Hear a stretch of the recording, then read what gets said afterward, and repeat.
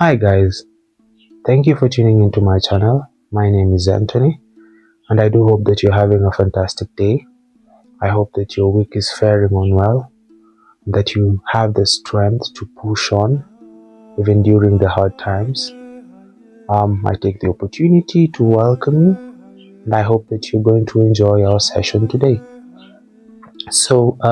Today I'd like us to engage in a topic, especially for young people, which I think is very, very crucial and important, especially considering what is going on in Kenya.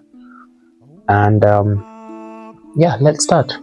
So, we are in a position as young people where we have the platform, or not the platform, we have the chance to stand up to be counted, both in making ourselves known as the current leaders and being the decision makers who are going to shape the trajectory of this country going forth. So, in simple terms, young people are going to decide the leaders, and young people are going to stand up as leaders. So, we have an opportunity to showcase good leadership. We have an opportunity to bring out the best in us, to bring out the best version of us. We have an opportunity to prove to the world that young people can lead if given a chance. Most of us have grown up, most of us have seen the problems that beguile our country. We have seen what our parents have struggled with, we have seen what probably our siblings have gone through, and so we have an understanding of the problems that are facing this country. We have gone to school, we have been taught how to reason, how to read and write. And I believe most of us have the ability to come up with solutions that will make this country a better place. What we are currently struggling with is penetrating into the political space, because for any meaningful change to happen, you need to have the political space to effect that change, and we need to do it in huge numbers for it to matter. So young people should come out in huge numbers to present themselves as the leaders of today. I'm not saying tomorrow, the leaders of today, because we are in a state of transition. The country is transitioning, the country is ripe for change. There's going to be a new wave of young leaders, visionary leaders, bold leaders, leaders with integrity, leaders who know what they stand for, and leaders who will look at the position of leadership as a place to be of service to your society. So there are many amongst us who God has chosen as leaders. There are many amongst us who God has been preparing as leaders. And there is a broad spectrum of leaders in this country, starting from the MCAs, starting from the governors, touching on MPs and senators and even the presidency. So we have a lot of young leaders who are ripe, to take these positions. And no one is going to come to call you, no one is going to come to force you to become a leader. When you're a leader, you're born with that feeling. You're born with that innate capacity to see problems in society and to have solutions in your mind. So probably you're out there and you don't know if you're a leader. How do I know that I am called to be a leader? You are a leader if you have an eye to see the problems in society. So any place that you see a problem, it means the lens that you're given to view life from shows you a problem because you are the solution to a problem. So when you see, or when gender-based violence concerns you a lot, it gives you sleepless nights, it means within you there's an ability to offer a solution that will tackle GBV. If it is something to do with poor governance or poor leadership, it means you have leadership traits and qualities in you. That is why you're able to spot a bad leader. So your ability to spot an anomaly within society usually is a good indicator that you were born to be a leader. Now, what we have to do as young people, because we have never had this opportunity to lead, we can only become our best cheerleaders. Which brings me to my topic for today: bringing each other down. We need to stop with this crab mentality. I don't know if you have studied about crabs, but when you take a bunch of crabs and you put them like in a bucket and you let them, just interact within that bucket, you find that some crabs will want to come out of the bucket and some will start, finding their way. Then you'll notice with time that the crabs at the bottom will start pulling the one that wants to come out. So that's what's happening within the youth space today. There is a very bad character that is morphing, that we are pulling down every young leader who is rising. And I don't know if it's jealousy, or if it's hopelessness, or if it's misery, but we are trying to pull down everyone who's trying to come out of this cocoon. You see, this is what I talk about. There's unity in strength. Okay? The Gen Z movement and the young people movement now, there is unity because we have strength in numbers. But we need people to step up in the different places where they're gifted.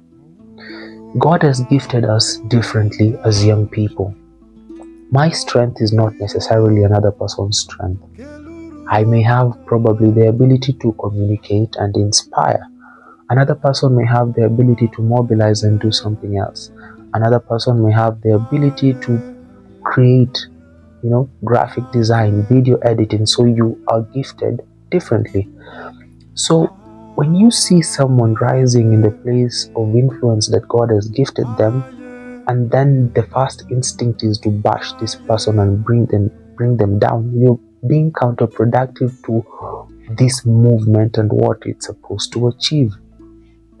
So what we are supposed to do as young people is, when you see a person rising, we support the person, we lift them up, because when one person rises up in this dimension and another one in this dimension, you see, each time they rise, they pull up the agenda of the whole movement.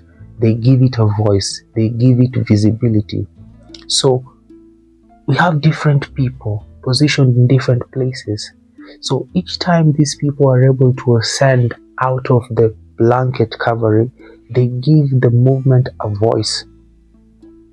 Now, we also have to be careful, because it is not about an individual, it is about the common interest of the whole group.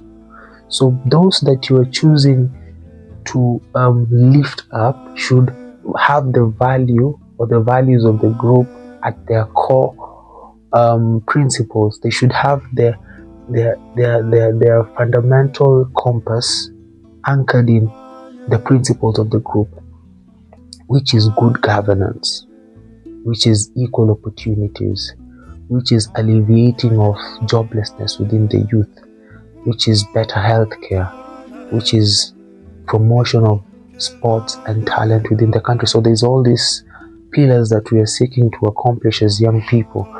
And what we are doing right now, because we don't have experience, the more that we support each other and we start seeing young leaders rise, it encourages those who are not yet at that point where they have enough self-confidence to believe in themselves to come out.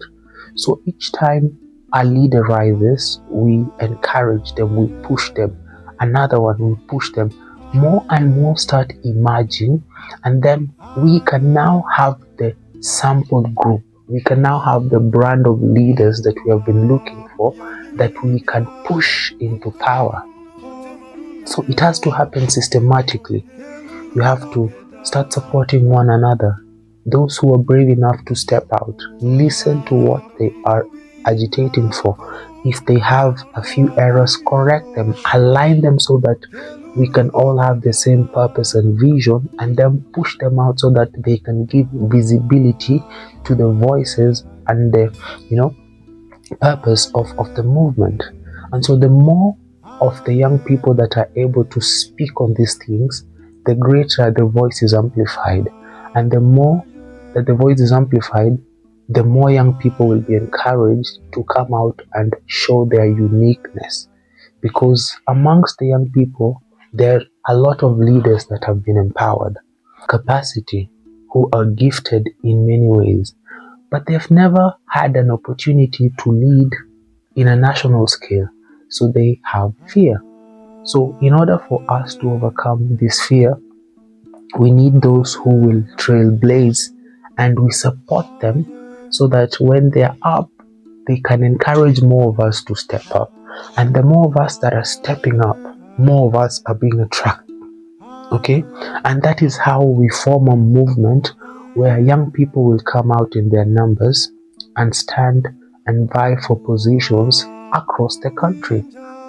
And because we control the majority of the electorate, if more of us can be able to stand in these positions, agitating for the same values and the principles, then we can have occupancy in these houses of representation, from the county assembly to the national assembly to the women reps to the senators and all these places. So just imagine if we have filled all these places with young people of equal mindset. When we say we want to bring changes to the education sector, we do sweeping changes because there are no more bottlenecks within the system. When we say we want to do police reforms, we can do it unanimously because we have elected like-minded thinking leaders into places of power. So it makes it easier for young people to have sweeping changes within government if we are able to marshal and mobilize young people. But this can only happen if we support each other, not bringing each other down. And I know that there are dissenting voices amongst us, which is okay. There is right to freedom, but there are two groups of people. There are those that are young people, but still have not gotten hold of the vision of where we are going as a country, of the new birth of Kenya, of the road to good governance and leadership. There are those of us that have not yet gotten there. So they're still stuck in the mentality of tribalism and whatever was fed onto them by their parents. And so those ones we don't bash them, we give them time.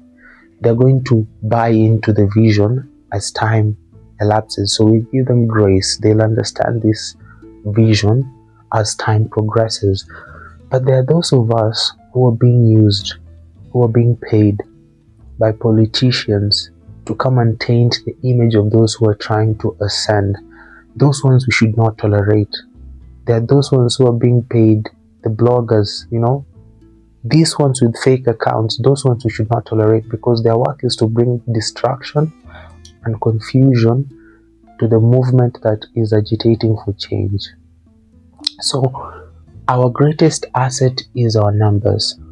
But even if we have numbers, we need voices. And these voices are amongst us.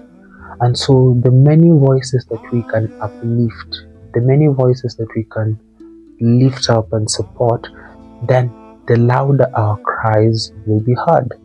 So we need to support each and every person who is vouching for the best interest of the movement. And this movement, I told you, it's unstoppable. It is something whose time is due. It is something that is a wave. This thing is spiritual as well as physical. So it's something that cannot be stopped. So it is an issue of aligning, getting all our ducks in a row, and having the necessary strategy that we are positioned to benefit as young people in meaningful positions that we can affect the change in this country, okay, how it deserves to be affected. So if we have not planned ourselves, then that wave comes and nothing is in place, then we will not have benefited. But if we can bring up leaders from amongst us who can voice the concerns of the majority, such that we are speaking with one voice, one agenda, okay, the more of us who can join these positions of leadership and present themselves in the wards, in the counties, in the national positions, then we can have representation from all across the country. So as young people, we should stop with this crab mentality, stop pulling each other down. I know you are desperate, I know there's all these things and frustration and anger, but don't take it on the wrong people. Take your anger elsewhere. Don't look for people who are trying to agitate, to speak on behalf of those who are not able to voice their opinion, and then you want to bring them down. That's not how this goes. And we should stop with this thing about jealousy. We should stop being jealous, not even envious of other people. We are all suffering as a country, okay? We are all suffering. Some of us more than others. No one chose to be where they are. We found ourselves there by circumstances of life. So you cannot see a young person who's trying to make it in life, who's dreaming, trying to start a business, trying to start something. Then they have made a bit of success and they're showing or they're inspiring a whole other group behind them. And now because something goes wrong in their business, you are the cheerleader. Then you are wondering, you are cheering because someone is failing. What are you doing with your life? Okay? Because what happens is, when you are doing something that not many people are doing, the ones who are doing nothing are the loudest noisemakers. So this envy thing, you do not grow in life by envying those who are ahead of you or those who have done something you haven't. You clap for them until it's your time. When it reaches your time, others will clap for you. But if you stay there bitter, resentful in your room with just your phone and you just spewing hate and vitriol, nothing will change in your life. You'll just remain there bitter and angry as other people progress. And so you're causing more harm in yourself because you're harboring bitterness and resentment and vitriol and all these things. Why take yourself through that pain? Just stop being jealous about other people. We all have our different realities. We each have what we're struggling with, and you just focus on things that will improve your life. Stop hating on people who are trying to improve. So we need to support each other as young people. We need to uphold the vision of what we want for this country. We need to vouch for good governance. We need to vouch for equitable sharing of resources. We need to vouch for better healthcare. We need to vouch for promotion of talents. We need to vouch for creation of job opportunities for young people. So if we marshal around these agendas, then we can have our voice amplified and actually achieve meaningful change in our country. So that's what I wanted to talk to you about today. I hope that this has opened your eye in a way, and I hope that you do something constructive with this message. Have a mind shift. If you're able to stand for a position, stand. If you're able to support a person who is vying, support them. If you see a young leader coming out and trying to be a voice in any space, support them. Let's support each other. That's how we'll come out of this shell, this place where we are. Because darkness can only be defeated by light. So that's my parting shot.